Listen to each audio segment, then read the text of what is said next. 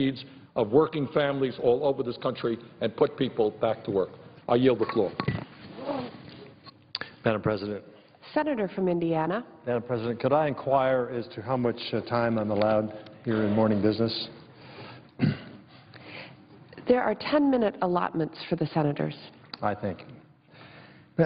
Madam President, Thomas Jefferson once said, and I quote, "The majority oppressing an individual is guilty of a crime, abuses its strength, and by acting on the law of the strongest, breaks up the foundations of society." The foundation of this society, this great society based on democracy, is the principle of self-determination and the belief that every American is equal under the law and guaranteed liberty. This principle is ingrained in the character of our nation, and it's enshrined in our Constitution. Of the many things that set us apart from other nations, there is none greater than the First Amendment to the Constitution. The freedom of religion, freedom of the press, freedom to assemble and to petition our government, and the freedom of speech. Under the First Amendment, Americans have the right to organize around the issues and values they believe in, and they have the right to disagree with their government. This liberty is part of what energizes our democracy, and it's essential if this democracy is to prevail. But that freedom has come under attack recently by our very own government, when the Internal Revenue Service targeted conservative groups, including at least one in my home state of Indiana, for extra scrutiny based on their political leanings. The IRS must be nonpartisan. It has to be. It's not a partisan watchdog. But then why did the enforcers of our tax code target groups with applications that included the words Tea Party, Patriots, or 9/12 Project? Why did it single out applications of groups focusing on issues like government spending, government debt, and taxes, or to educate the public via advocacy to, quote, make America a better place to live, or those who sought to educate Americans about our Constitution? You single out a group that is formed to better educate Americans about our Constitution? What, are you afraid they're going to read the thing? You target a group that wants to make America a better place to live? You're afraid they're going to succeed by questioning the policies of this administration and perhaps suggesting a different course? This is outrageous, this targeting.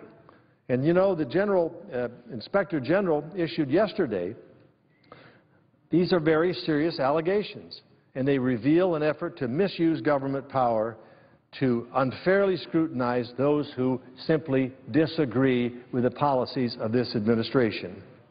And remember the timing. All this took place during a national election. Now, I have met with Tea Party groups all across the state of Indiana. And unlike the characterization that is made by some, these are honest, law-abiding citizens who are deeply concerned about the future of their country. They are deeply concerned about this plunge into deficit spending and debt that may never be able to be repaid, may be dumped in the laps of our children and our grandchildren. And they wanted to do something about it. And they're deeply concerned about the abuses of their rights guaranteed under the Constitution. And so they see, one of the first things they do is suggest, why don't we read the Constitution and better understand the Constitution? And they hand out these books, these little books that you carry in your pocket. I think that's a good idea, because I think some of the things we're doing raise into question whether or not they're constitutional. But to form a group for the purpose of addressing their concerns about the national debt, which is running out of control, about a government that is spending like a drunken sailor, about a government that refuses to do what just about every business in America and every family in America has had to do during this time of downturn and recession, that is to tighten their belt and spend more wisely. Only the federal government doesn't do this, hasn't done this successfully, and these people are concerned. And so they get targeted by an agency that oversees their taxes and intimidates them or fails to give a rational evaluation of their application for tax-exempt status,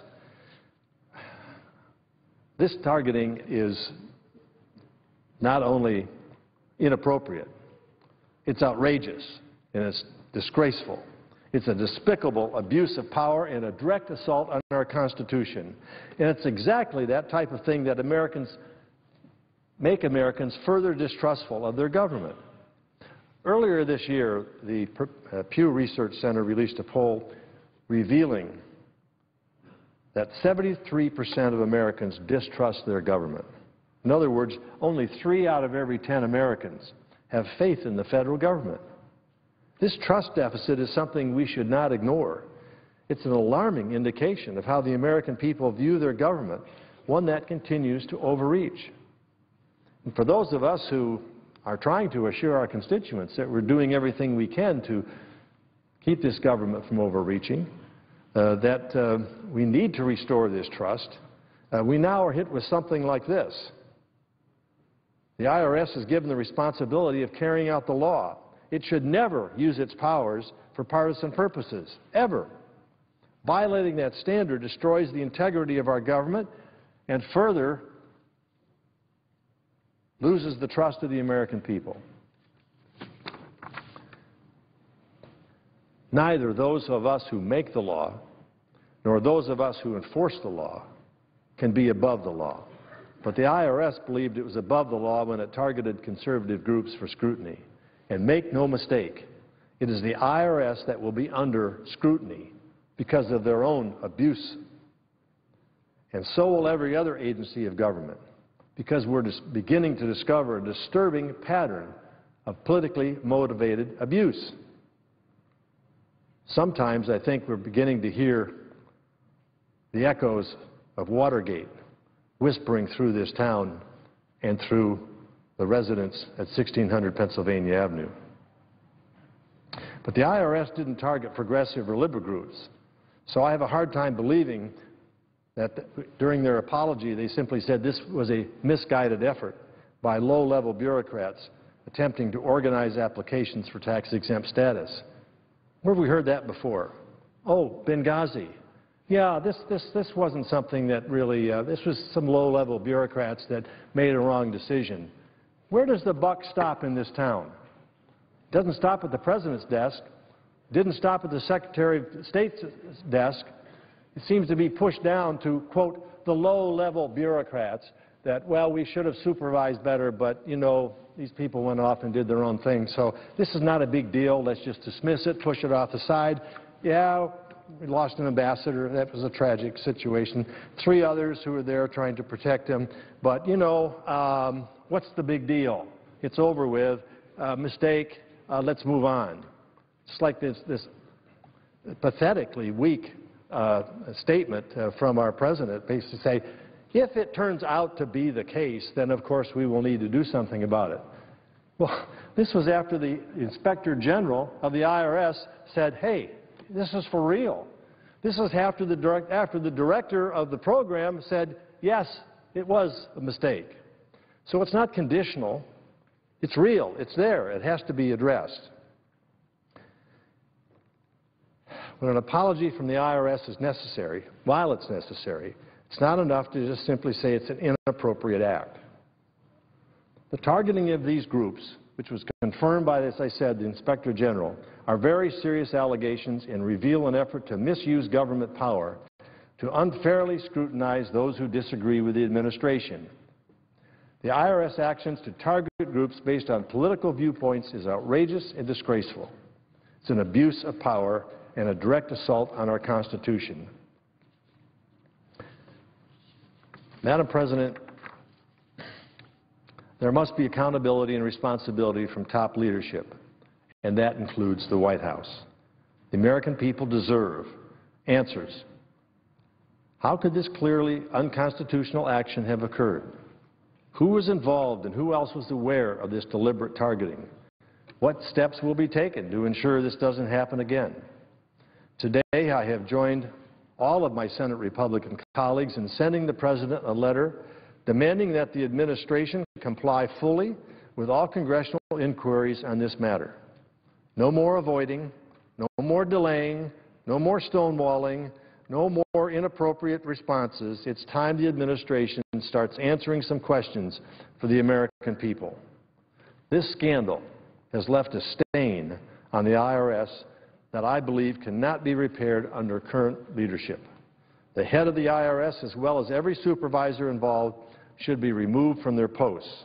We will not tolerate the intimidation and silencing of Americans simply for exercising their First American rights. Let me conclude by repeating Thomas Jefferson's warning.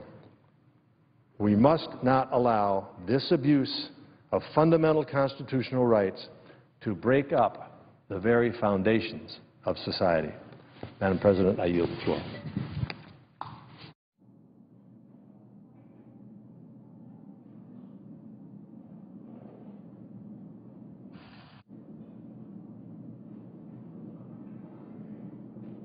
Madam President.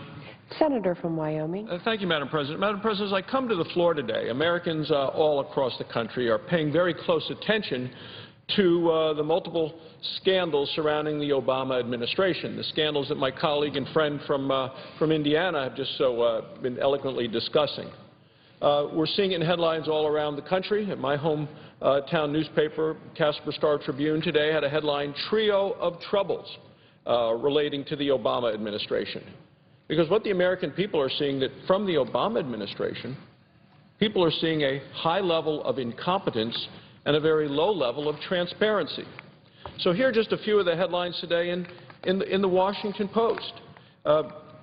Criminal probe of IRS launched. Criminal probe of IRS launched. Just below that, leak probe, phone records uproar, ends holders respite. That has to do with the Justice Department's secret gathering of records from the Associated Press. Inside the paper, open it up, there's much more. Media outlets condemn agency. Justice Department, IRS scandals, challenge Obama's civil liberties credibility. Other articles in today's paper note the ongoing scandal over the administration's handling of the attack on our consulate in Benghazi.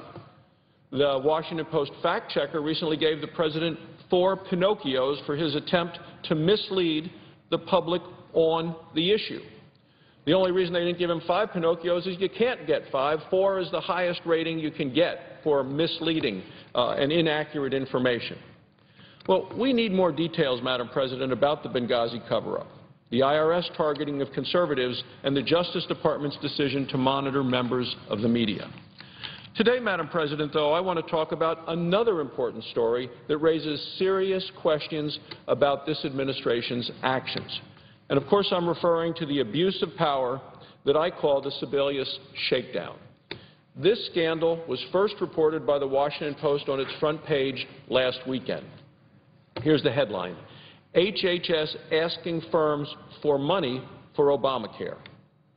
The article goes on to say Health and Human Services Secretary Kathleen Sebelius has gone hat in hand to health industry officials, asking them to make large financial donations to help with the effort to implement President Obama's landmark health care law. That's the quote from the article. The article goes on. It says, over the past 3 months, Sebelius has made multiple phone calls to health industry executives, to community organizations, and to church groups, and has asked that they contribute whatever they can to nonprofit groups that are working to enroll uninsured Americans and increase awareness of the law. Madam President, these are very serious allegations against the Secretary of Health and Human Services. The President's health care law is a disaster that threatens Americans' jobs, it threatens Americans' paychecks, and it threatens Americans' care. Instead of facing the reality, though, Secretary Sebelius has called on the exact same companies that she regulates, and she's called on them to make financial donations to organizations that are trying to make this awful law look better than it is. Well, the Sebelius shakedown is outrageous. She is the Secretary of Health and Human Services for the country. She holds tremendous power, and influence over these companies that she regulates. Her words and her requests matter. One industry official with direct knowledge of the Secretary's funding request was quoted in the Washington Post saying that there was a clear insinuation by the administration that insurers should give financially to this effort. Well, Madam President, it's kind of like your boss coming in and standing by your desk and then asking you how many boxes of Girl Scout cookies that you plan to buy from the boss's daughter that year. This kind of conflict of interest should be not just disturbing, it would be disturbing even if this were just a minor agency with limited power. But Health and Human Services is not a minor agency. It is one of the most powerful and influential bureaucracies in all of Washington. President Obama's health care law gave Secretary Sebelius unprecedented power to regulate a very large portion of the United States economy. She controls a budget of nearly $1 trillion and oversees health care industries ranging from insurance companies to hospitals. On top of that, Health and Human Services is currently negotiating with health plans to set premium rates. It's also setting up the government-run health care exchanges and confirming which companies will get to participate in those. Well, that raises the stakes dramatically for these companies, and it puts a tremendous amount of pressure on them to keep the Secretary happy. Private companies and other organizations should never be put in a position where they could fear for their future based upon their response to inappropriate requests from a member of the President's cabinet. The American people should never have to wonder if their government is shaking down the very businesses that they regulate. At best, asking health care industry executives to donate money for the administration's health care law enrollment efforts is a blatant conflict of interest. At worst, the Secretary may have violated the law by increasing federal spending without congressional authorization. As Congress begins investigating Secretary Sebelius's actions, the American people deserve answers to a number of important questions. For starters, the American people would like to know who exactly the Secretary called. What did she ask? What specific legal authority permits the Secretary or any other HHS employee to solicit financial donations to implement the health care law? Which HHS officials participated in the decision to ask for these donations? Did anyone else at HHS ask for donations from outside groups and businesses? Did any other Obama administration officials make similar solicitations? What specific steps has Health and Human Services taken to ensure the Obama administration will not favor businesses and organizations that gave money or punish those that did not donate? You know, Madam President, prior to the latest efforts by Secretary Sebelius to shake down the health industry, well, she has a history of questionable decisions.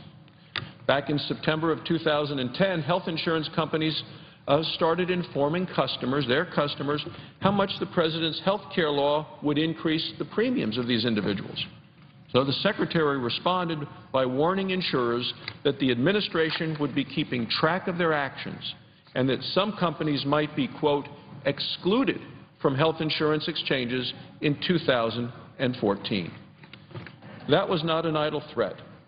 Medicare's chief actuary had predicted that in the future, essentially all Americans would buy health insurance through the government exchange. Well, the Secretary seemed to be threatening that any insurers telling customers the reason behind premium increases, which of course would be the President's health care law, that those companies telling that to their customers could be put out of business. Most recently, last fall, the United States Office of Special Counsel concluded that Secretary Sebelius violated the Hatch Act. She did this when campaigning for President Obama while traveling on official government business. Now, federal workers who violate the Hatch Act, they're often fired. But Secretary Sebelius was not punished at all. There are already enough concerns about how the President's health care law will harm the American people.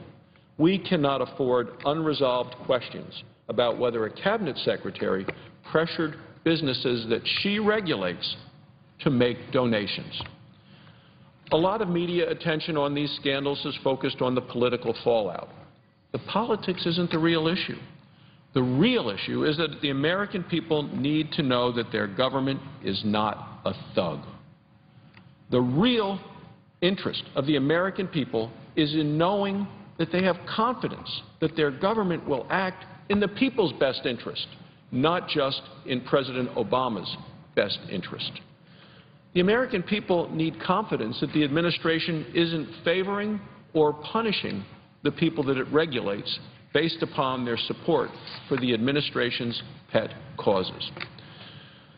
When it comes to these disturbing allegations about Secretary Sebelius and all of the other recent scandals, the American people deserve to know what happened. Yesterday, Secretary Sebelius had an opportunity to answer questions. She did not. Today again, Secretary Sebelius had an opportunity to answer questions. Again, according to press reports, she refused to do so. The American people want answers. Members of the Congress want answers. There are many more questions to be asked. Thank you, Madam President. I yield the floor. Madam President, Senator from Illinois. I ask consent to speak in morning business. Without objection. Madam President, I have three separate statements that I ask to be placed at separate parts of the congressional record. Without objection. Madam President, once in a while, you're lucky enough to meet someone who's down to earth but uncompromising in their idealism. I met someone just like that in the year 2007, and I hired her for my staff. It was a great decision. For the better part of 6 years, Sarah Niemeyer has been a senior member of my staff, and this week she left my office for a new adventure, which she started today, working with the new secretary at the Department of the Interior. I'm sorry to lose her, but I wish her well. Sarah comes by her idealism honestly. She grew up in a family of progressives in rural Minnesota. Her dad practiced law, her mom raised honeybees and grew vegetables for the family. From her parents, Sarah inherited progressive ideals, practical Midwestern values, and a deep love of this land. During college, she spent her summers leading canoe trips through the Boundary Waters, wilderness in northern Minnesota and Ontario, Canada. Her first boss in the Senate was a dear friend and one of my personal heroes, Paul Wellstone. Sarah worked for Paul for 10 years. After he passed away, she left Capitol Hill and worked as an advocate for land conservation and wilderness preservation. Illinois has benefited from Sarah's passion, her practicality, her incredibly hard work. Lake Michigan is one of Illinois and America's most beloved treasures. As a member of my staff, Sarah has fought many battles to protect the lake from the threats from toxic dumping and the invasive Asian carp. She's worked alongside energy companies in Illinois that are cleaning up the way energy is produced. Whenever safe water, clean air, and healthy lands were at stake, you could be sure Sarah Niemeyer was close by. She's committed, she's tenacious, and she's most always successful. There's one cause which is even dearer to Sarah than the environment and public service. That's her family. Her husband, Joe Warren, and their great teenage sons, Will and Harry. As accomplished as Sarah is in her professional life, if you ask her what she's proudest of, she'll tell you right away. It's her boys. Paul Wellstone had a great definition for politics. He used to say, in the last analysis, politics is not predictions and politics is not observations. Politics is what we do. Politics is what we do. Politics is what we create by what we work for, by what we hope for, and what we dare to imagine. Paul Wellstone was right. That's politics at its finest. That's the kind of public service Sarah Niemeyer has performed for me, my staff, and the state of Illinois for the last nearly 6 years, and I am deeply grateful for all of her effort. I want to thank Joe, Will, and Harry, first of all, for sharing Sarah with me. And I want to thank Sarah for helping to protect and preserve some of my state and our nation's greatest natural treasures. I wish Sarah continued joy and success as she gets back on the green bus to begin her next professional challenge. Madam President, I ask this statement be placed separate in the record. Without objection. I rise to talk about the continuing toll of gun violence on America and my home state of Illinois. For several months now, the New York Times columnist Joe Nocera has published what he calls the Gun Report. It's a daily compilation of stories about shootings across America. This report, posted online on the New York Times website, is startling. It is one thing when you hear the dry numbers about 87 Americans killed, 200 wounded every day by gun violence. But Joe Nocera's report goes beyond the numbers. It shares some of the details about the news reports of these shootings.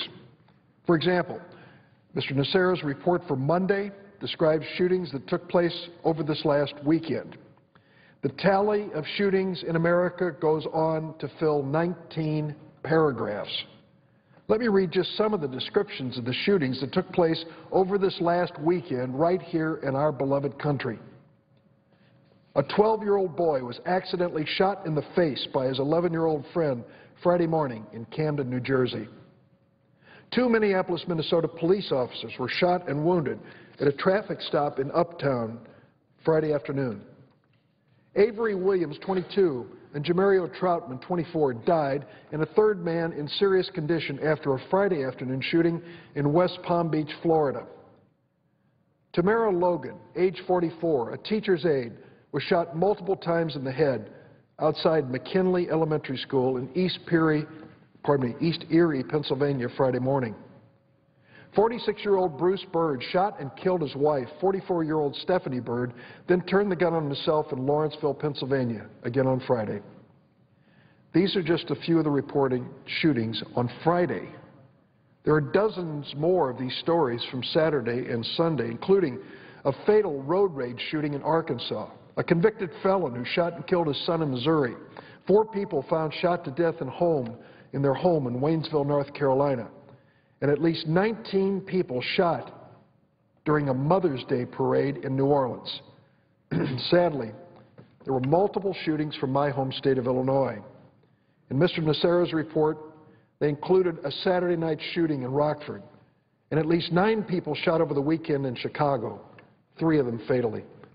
It's hard to read Mr. Nocera's report and not feel that something is terribly wrong with this level of gun violence. Have we heard it so often that we reach the point it has no impact? I think most Americans who look at this report agree that we should take steps to reduce this massive toll of gun violence. Several weeks ago, on April 17th, on this floor of the Senate, we fell short of the 60 votes needed to break a Republican filibuster. It was a filibuster against common sense gun reforms and gun safety. We didn't get 60 votes for common sense steps like closing gaps in the gun background check system and cracking down on straw purchasers who supply criminals and gangs with guns.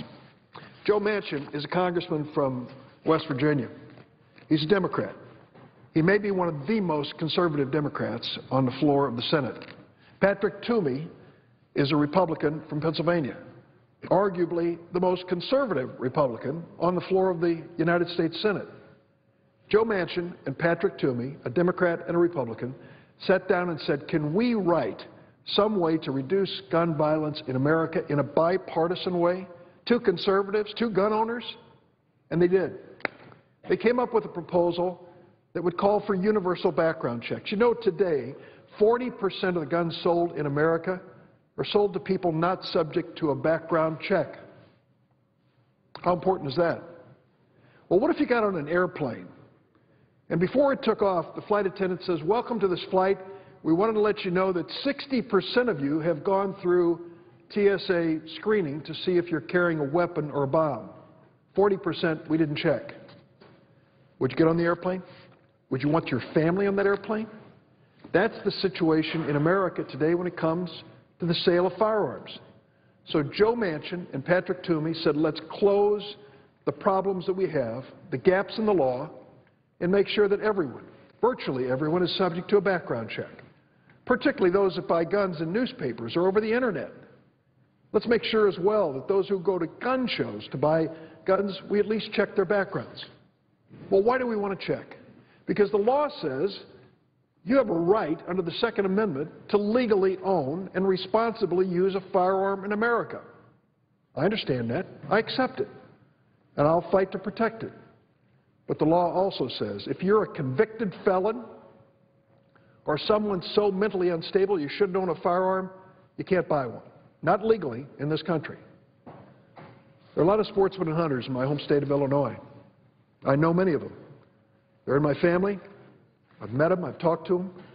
They get it. They want their Second Amendment rights protected, but they don't want to believe for a minute that a firearm is going to be sold to someone who is going to use it in a crime or someone who is so mentally unstable that they can't handle it. That's what the Manchin Toomey amendment was all about. We needed 60 votes. We got 55. We lost 4 votes on this side of the aisle, Democratic side. We picked up 4 votes on the other side of the aisle. And let me commend my colleague, my Republican colleague Mark Kirk, who joined me in voting for this measure. Truly a bipartisan effort from most senators who voted for it. But we fell 5 votes short of breaking the Republican filibuster. The issue of gun violence isn't going to go away. We're losing more Americans every day to this gun violence. Just this morning, the Chicago Tribune reported 2 people were killed and 11 wounded in shootings last night in Chicago. Chicago is a wonderful city. It's a great city. Proud to represent it and proud to spend much of my time there. But I'm saddened by the gun violence that takes place there and in all the cities, major cities across America. Since 26 school children and 6 teachers were killed in Newtown, Connecticut on December 14th, America has been fixed on gun violence. Just the images of those beautiful little boys and girls from their first grade class killed in their school by a man firing away repeatedly with a weapon. It's just heartbreaking. I met some of those parents. They've come by my office. They showed me the pictures of their kids, and there wasn't a dry eye in the room. Beautiful little boys and girls gone. And we've got to ask the question, can we do anything about it? Should we do anything about it? Will we do anything about it? Because the sad reality is since that day, that horrible day in Newtown, Connecticut, when that massacre occurred, more than 4,000 Americans have been killed by guns. Think about that. More than 4,000 Americans have been killed by guns. If you read Mr. Nocera's report in the New York Times, you can see the devastating loss our nation suffers every single day. Sadly, America leads the world when it comes to gun violence and gun death. It doesn't have to be that way. This past weekend, the Chicago Tribune published an article looking at the problem of straw purchasing. That's one of the main ways that convicted felons and gang members get their guns in Chicago. The article said that many straw purchasers see the opportunity as easy money and a victimless paperwork crime. In fact, straw purchases lead to crime and killings. They're the primary factor behind gun violence in the city of Chicago. What is a straw purchase? That's when a person who can legally purchase a gun buys one to either give it or sell it to a person who's going to use it in the commission of a crime. It happens a lot. Almost 10% of all the firearms confiscated in the commission of crime in Chicago over the last 10 years, almost 10% of those guns came from the state of Mississippi. Mississippi. Why? Because you show a driver's license in Mississippi and you can buy a gun. In fact, you can buy a trunk full of guns.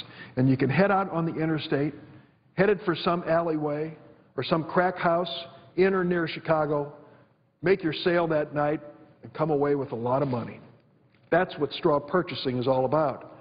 One of the provisions in the law which I co-sponsored, a bipartisan provision, Senator Patrick Leahy, Democrat of Vermont, Senator Susan Collins, Republican of Maine, and myself, as well as my colleague, Senator Mark Kirk, a Republican colleague.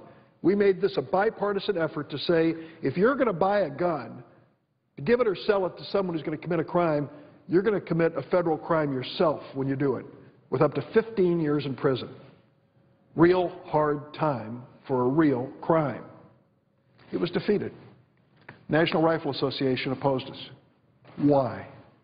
Why? To sell more guns? This doesn't help a sportsman or a hunter for someone to buy a gun so that someone else can commit a crime with it. and yet they defeated it. That's the reality of what we're up against here, but it's a reality that can change.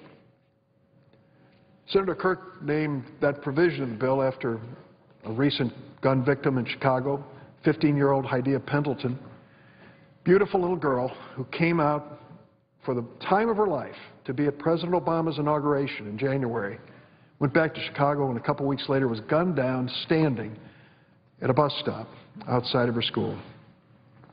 I can't believe that people voted against that measure to stop this straw purchasing, to make these people accountable who buy these guns and put them into the flow of deadly crime across America. Well, people are speaking out now in a way they never have before. Mothers, doctors, mayors, law enforcement, family members of victims aren't going to sit down and be quiet. They're going to speak up. This coalition has been turning up the heat on members of Congress, and I know it's received a lot of publicity, but in a democracy, elections count. We've got to make sure that people are elected who want to have gun safety in this nation.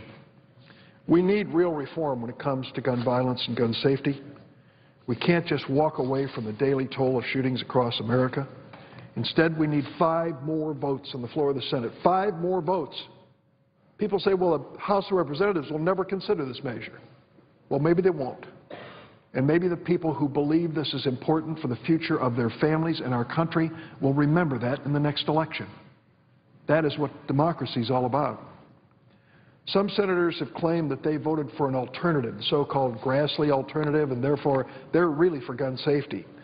Make no mistake, that Grassley amendment would have actually removed tens of thousands of mental illness records from background check databases, and it would have made it nearly impossible to convict straw purchasers. Only the gun lobby could call that an improvement to the current system. There's no piece of legislation, no bill or no law that can end every act of violence. But we are duty-bound, we are morally bound to do everything in our power to keep America safe.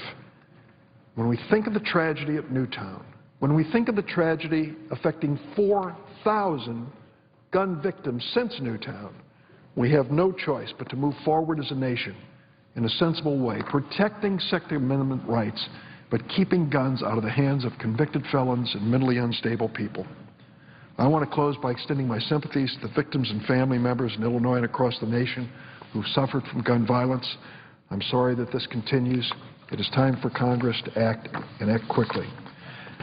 Madam President, the last statement I would make here I'd ask be placed a separate point in the record as well. Without objection. Mr. President, about an hour ago I was on the telephone with Secretary of Defense Chuck Hagel. It was a somber conversation.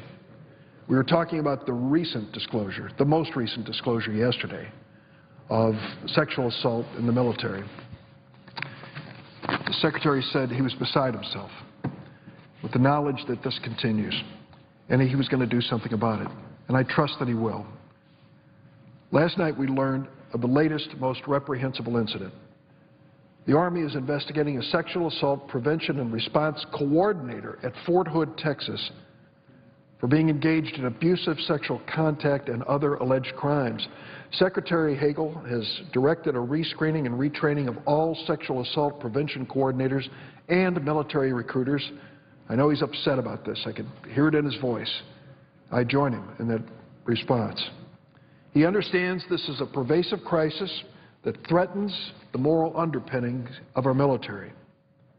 At risk are core values of trust, discipline, and respect that every one of our service members expect and deserve to protect each other and ultimately to protect America.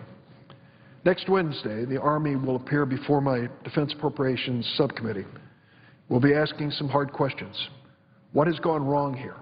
Why are so many men and women charged with stopping sexual assault being found guilty of it themselves? This is a serious issue. According to the Pentagon survey, there were 26,000 sexual assaults in the U.S. military last year. 26,000. That's a 35% increase over 2010. That's more than 70 service women and men sexually assaulted every single day in our military. Unacceptable. We also know that only a fraction of those incidents are reported. Fewer than 3,400 incidents a year, in fact. And in nearly 800 of those instances, the victim seeks help but declines to file a formal complaint. I commend every one of those men and women who had the courage to come forward and name their accused. It's an unimaginably tough thing to do, but it's the right thing for them and it's the right thing for our military. Nevertheless, we have very far to go before we can say with confidence the system is working to prevent these incidents, protect the victims, and prosecute the perpetrators. For instance, last month, a U.S. commanding general based in Italy overturned a military jury's conviction of an officer charged with aggravated sexual assault. Overturned it. That sent a chill through the ranks, increasing fear among victims that when they had the courage to step forward, ultimately nothing would happen. I appreciated Secretary Hagel immediately called for a change in the Uniform Code of Military Justice. I know that Senator Carl Levin, Senator Jim Inhofe, and the Armed Services Committee is working to act swiftly on those recommended reforms. They have my full support. Let me also commend some of my colleagues who have really stepped up on this issue. Senator Kirsten Gillibrand of New York, a member of the Armed Services Committee, has shown real leadership. Senator Patty Murray, chairman of the Budget Committee, Senator Kelly Ayotte, they came together to introduce a bill that I support, S-871, the Combating Military Sexual Assault Act. I also want to commend Senator Claire McCaskill, who's been outspoken in the Armed Services Committee on this issue. The bill that I'm talking about would provide victims with a special victims counsel to assist them through the process. It would strengthen the military prosecution system and ensure that the Guard and Reserve have response coordinators available at all times regardless of their duty status. We also have to ensure that each service has a robust investigative team with real expertise when it comes to sexual assault. These are just some of the many reforms the Pentagon must work on with Congress to make a difference. I'm committed to working with Secretary Hagel and the entire Pentagon leadership to ensure that every service member can serve safely, free from incidents of violence and the trauma like the one that was reported this week.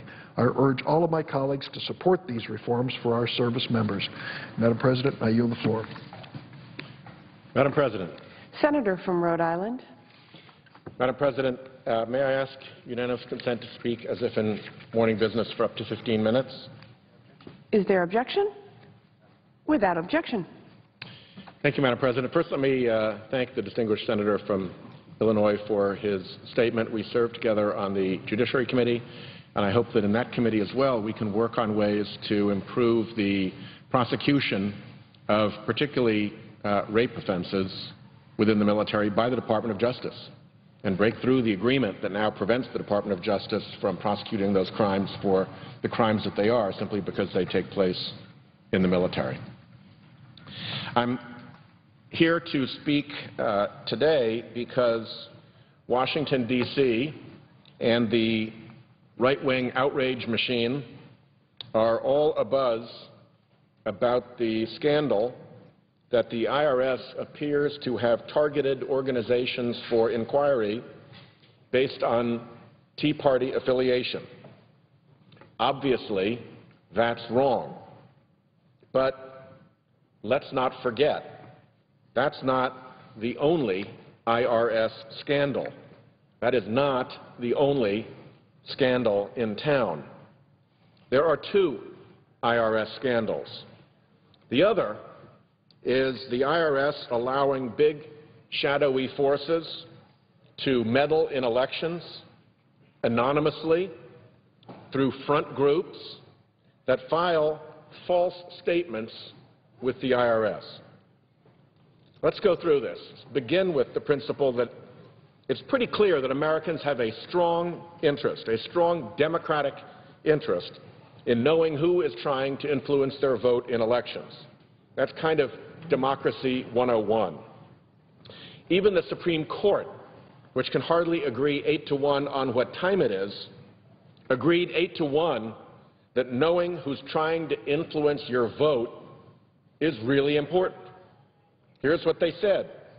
They said that effective disclosure would, quote, provide shareholders and citizens with the information needed to hold corporations and elected officials accountable for their positions and supporters. Very much part of the democratic process. But some folks don't want you to know who they are when they meddle in our politics. big companies taking positions that would annoy their shareholders or their customers, secretive billionaires who want influence without accountability, who want to pull the strings behind the scenes, polluters, Wall Street, big oil, and other folks that the public is fed up with. They all have lots of reasons for wanting to stay secret. But the law in America requires lots of disclosure. And the Supreme Court has emphasized the importance of lots of disclosure. So, what's a company or a billionaire trying to hide their influence-seeking going to do? How does the secret money get in? Well, easy.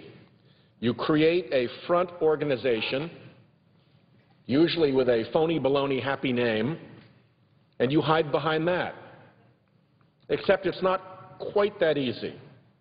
There aren't that many kinds of organization that can hide their donors that way. The most commonly used is called a 501c4, which is a tax-exempt, nonprofit form of corporation that is regulated by, guess who? The IRS. There is one big problem for people wanting that secret influence in politics, and that is that that kind of organization, the 501c4, needs to be set up, this is the law, quote, for the promotion of social welfare. Indeed, the law says exclusively for the promotion of social welfare.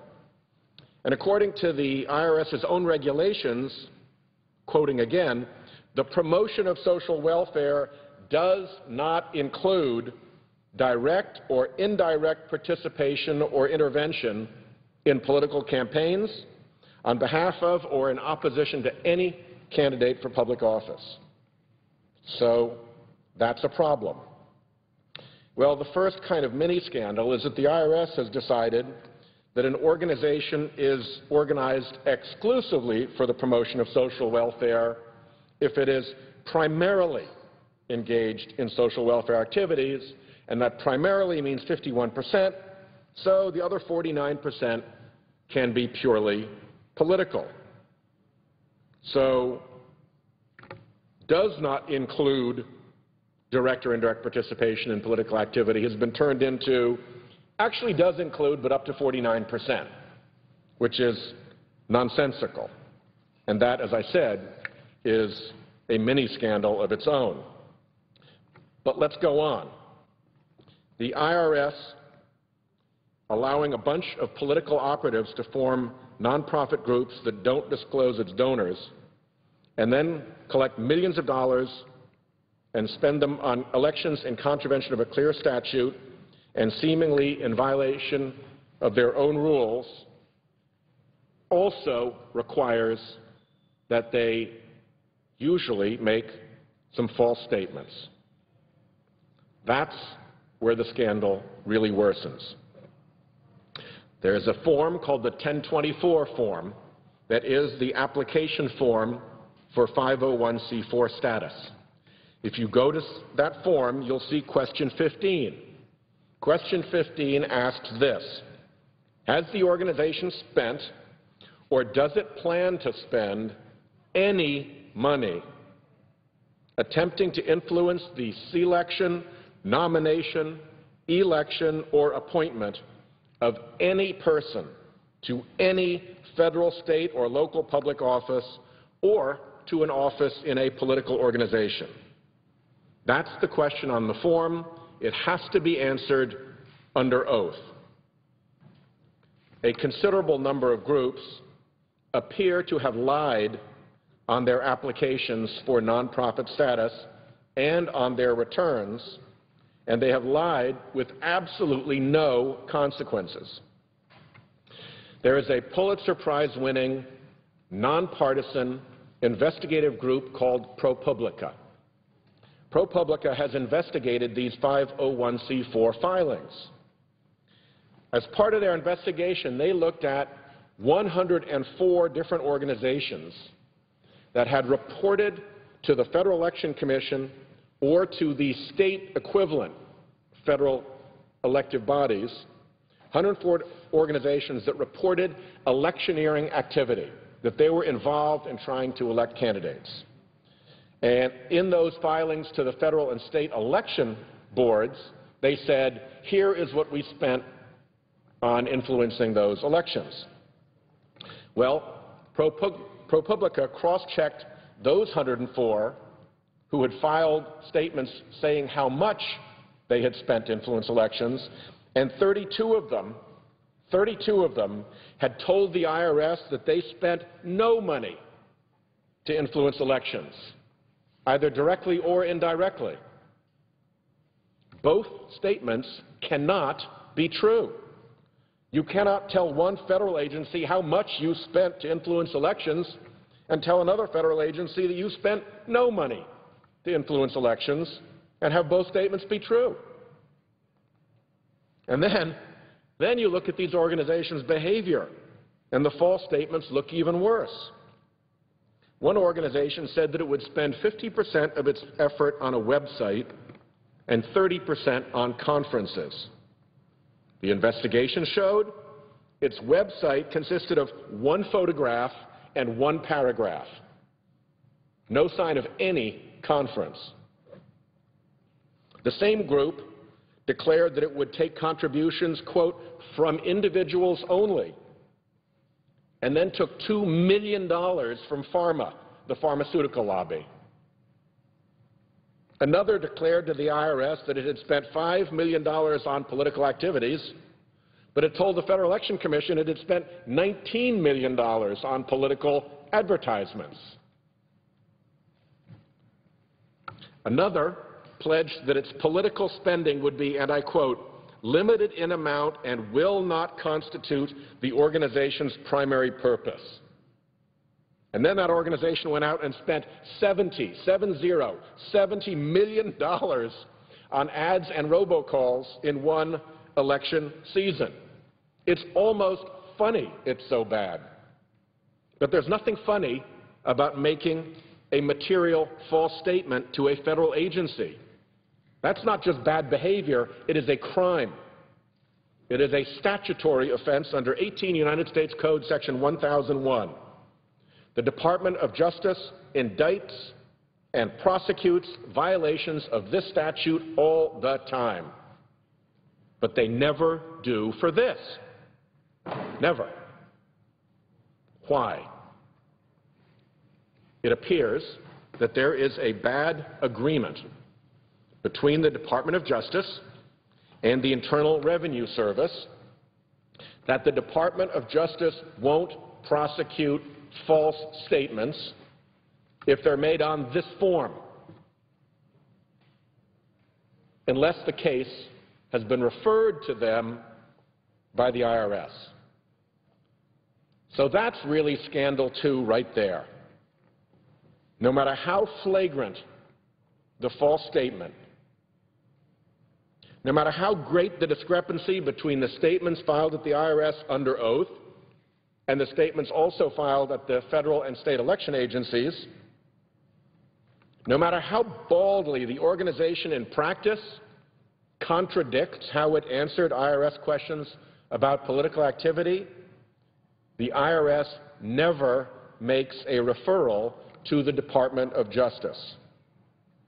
32 flagrantly false statements, and as far as anyone knows, not one referral to the Department of Justice as a false statement. It is a mockery of the law, and it is a mockery of the truth. There's an easy solution. The Department of Justice prosecutes these false statements in lots of other instances. Prosecute these. Juries are good at sorting out what's a lie and what's not. Investigations, interviews, statements, and subpoenas can look behind what appears to be a false statement, and prosecutors can get a full sense of the case in a grand jury before any charges are finalized. But they can't if they don't even look. Right now, organizations, multiple organizations, lie with impunity and in large numbers. And it is indeed a scandal that the IRS won't even make a referral. Frankly, it's no great credit to the Department of Justice that the department won't act on its own with all of this so public and so plain. Hiding behind their agreement with the IRS on these facts is not that great department's finest hour. So, it is very wrong. It is very wrong that the IRS required additional information from a number of organizations, mostly small organizations, based on a screen that incorporates those organizations' Tea Party orientation. It is very wrong.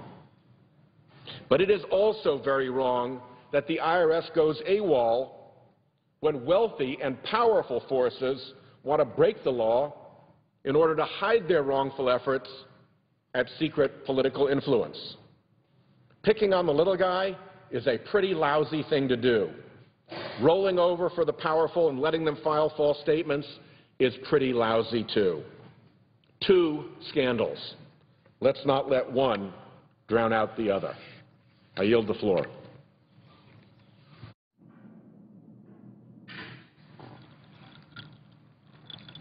Madam President, Senator from Florida. are we in morning business? We are. I'd ask, I don't anticipate using it all, but I would ask unanimous consent that I be recognized to speak for up to 15 minutes. Without objection. Thank you, Madam President. And I wanted to come to the floor here today to address the news of the last 4 days, which I think have shocked the American people. In a series of revelations made across news agencies about the role our federal government has played and the way it's used its power to intimidate those who they believe are not doing what they want them to do. So, for example, we learned last week in testimony in the House of Representatives that there were employees of the State Department who disagreed with the direction that the way the government was handling the Benghazi situation and the word that was being put out by the State Department. They disagreed with it. They didn't like it, and they testified last week that they were made to feel threatened. That the message was sent to them very clearly from the highest levels of the State Department that they should not be talking or saying the things that they were saying. That concerned a lot of people. Unfortunately, on Friday of last week, and what I think was an attempt to bury a story, which there's no way they were going to bury this one, and so they put it out on Friday, which is notoriously known as the slowest news day of the week because it goes into the weekend and people forget it and they move on, but this one was not easy to forget. On Friday we learned that the Internal Revenue Service had specifically targeted organizations in this country because of their political leanings and affiliation. Now, understand, this is not something new. People have been complaining about this for a couple of years. Anecdotally, from organizations across the country coming to us and saying, we got this weird request from the IRS asking us for all sorts of things. You start to hear that everywhere. And, you know, we still, I think, to some level have confidence and hope, have the best hopes for the federal government and the people that work within it. But as you start hearing that more and more, people became concerned. So members of this body wrote letters and inquired of the IRS, hey, is this going on? Are groups being targeted because they're a Tea Party or because they're a 9/12 group? Of course, the answer they gave was, no, that's just not true. That's absolutely false. Well, you know what? It wasn't false. Then the IRS said, but it was just this group of employees in Cincinnati. As it turns out, that's not true either. It was widespread. It was an effort throughout the IRS to specifically target groups because they were called Tea Party or Liberty groups or groups that were organized to defend the scope of government, groups that were critical of decisions being made by the government. This is chilling. This was discovered last Friday, and it's only gotten worse. Every day that goes on, we get more and more information in that regard. And then the revelation on Monday that the Justice Department of the United States, think about that, the chief law enforcement agency of the country, had issued this blanket search of the phone records of, I think, the nation's largest reporting group, the Associated Press. Now, understand, if they were going after a leak that endangered America and security, that's one thing. We can have a debate about that. But they went much further than that. It was a blanket request of all these phone calls, including the switchboard. Pretty outrageous. So in the span of 4 days, 3 major revelations about the use of government power to intimidate those who are doing things that the government doesn't like. These are the tactics of the third world. These are the tactics of places that don't have the freedoms and the independence that we have here in this country. And it is shocking to Americans that this would come to light in the way that it has. I would submit to you, however, that none of this is new, that what we see emerging here is a pattern, a culture of intimidation, of hardball politics that we saw both on the campaign trail and now through the apparatus of government. I don't have enough time in 10 or 15 minutes in morning business to cite them all, but I will cite a few that have already been discussed. Let me tell you about the case of a gentleman named Frank Vandersloot. He was a couple of things. Mr. Vandersloot was the national co-chair of Mitt Romney's presidential campaign. He was also a major donor to a super PAC that was supportive of Governor Romney's campaign. In April of 2012, President Obama's re-election campaign posted on a web a list of 8, quote, wealthy individuals with less than reputable records who were contributing to Mitt Romney. It was a series called Behind the Curtain, a brief history of Romney donors. It described Mr. Vandersloot as litigious, combative, and a bitter foe for the gay rights movement. Well, curiously enough, within a few weeks, Mr. Vandersloot was the subject of not just 1, but 2 IRS audits. One for his personal life, one for his business. Coincidence? Maybe we should find out through an investigation. Then we get word of something else. This is even more, well, just equally outrageous. And that's the case of this organization called ProPublica, which was mentioned here a moment ago in relation to another discussion that was had. Now, I want to get the facts exactly right about this, but basically, as it turns out, the IRS, someone in the IRS, released 9 pending confidential applications of conservative groups to this so-called investigative reporting agency, this so-called not-for-profit impartial. We can have that debate later, but I don't want to be guilty of doing to the donors to that group of what the Obama campaign did to the donors of Mr. Romney. But let me just say that in response, they sent out information that was confidential, that was not public, illegally. They leaked from the IRS information on 9 of these groups that was then reported on by this organization, which admitted that it came from the IRS. Coincidence? It doesn't end there, by the way. This is not just limited to the IRS. This is a culture of intimidation, a willingness to play hardball politics against your political opponents. Let's not forget the case in South Carolina of Boeing, who decided to relocate, as any business has a right to do. In the United States of America, a business should have the right to locate its operations in any state it wants. Well, when Boeing decided to relocate from Washington State to South Carolina, the NLRB came after them in a complaint, which they claimed was on the merits, but it was very straightforward.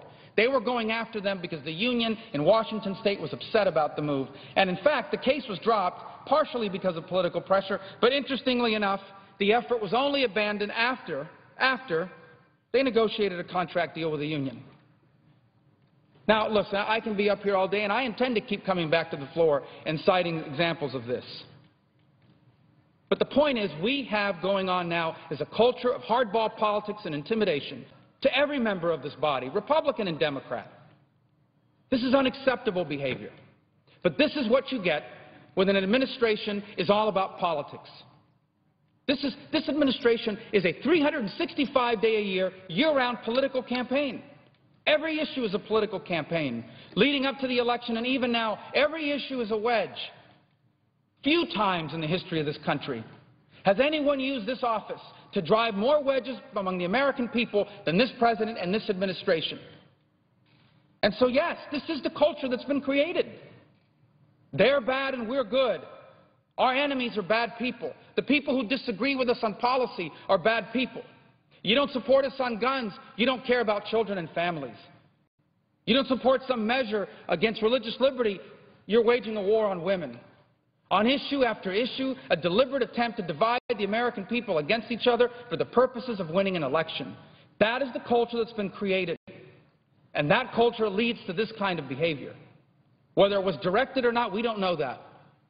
I'm not saying someone picked up the phone in the White House and said, do these audits, leak this information. I am saying that when you create a culture where what's rewarded is political advantage, when you create a culture in your administration where everything is politics 24 hours, 7 days a week, when you create a culture where every issue that comes before the Congress is used to divide people against each other, to see who can get to 51% in the next election, when you create a culture like that, it leads to this kind of behavior throughout your administration. And in the days to come, we're going to be hearing more about this.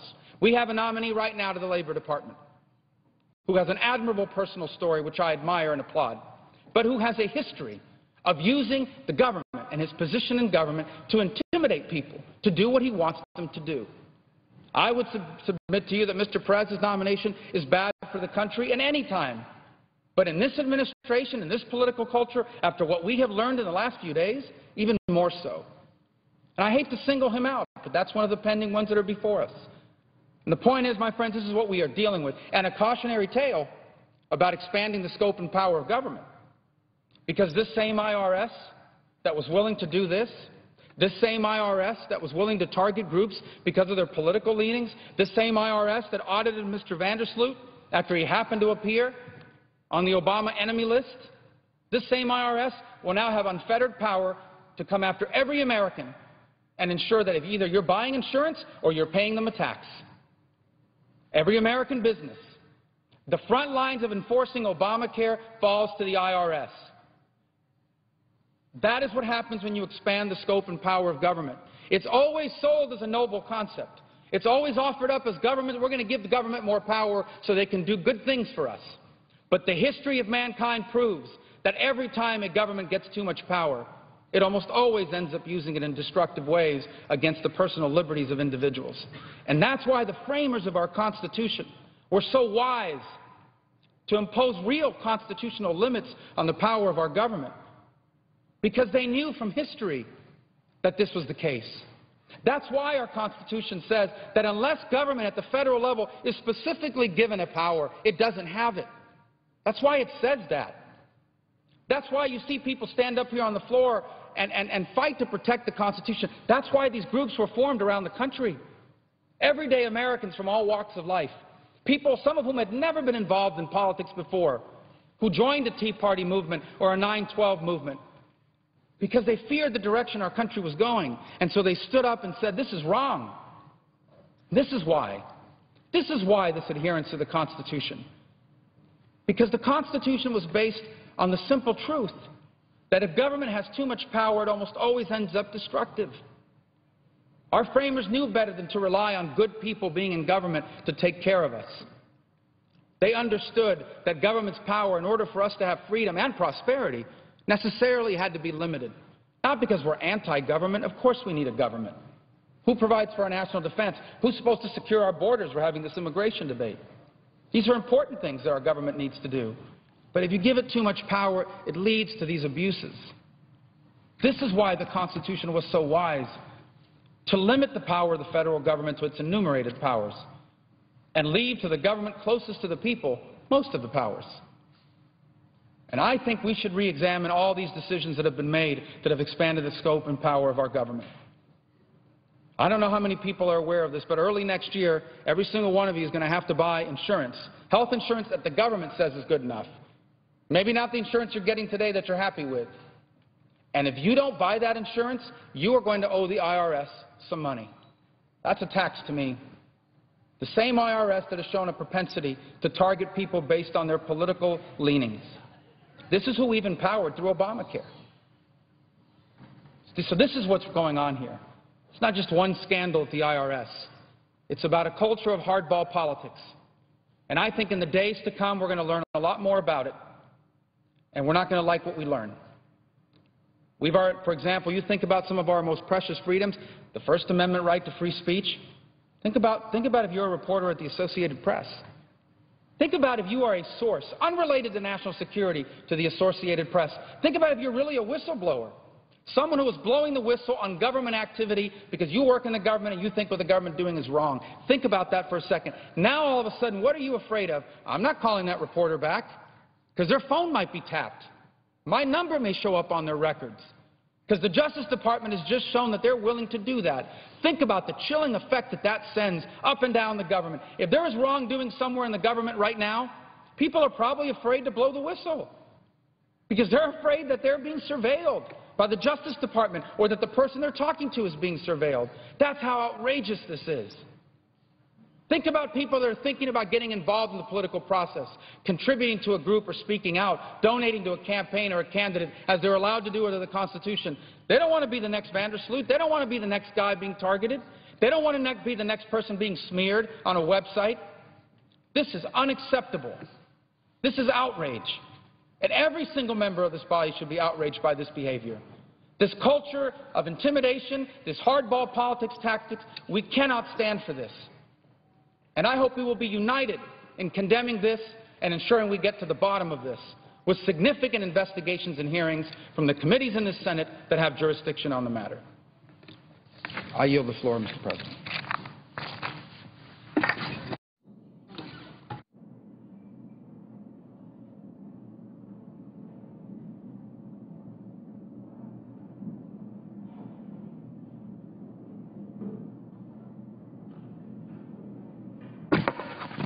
President, I suggest the absence of a quorum.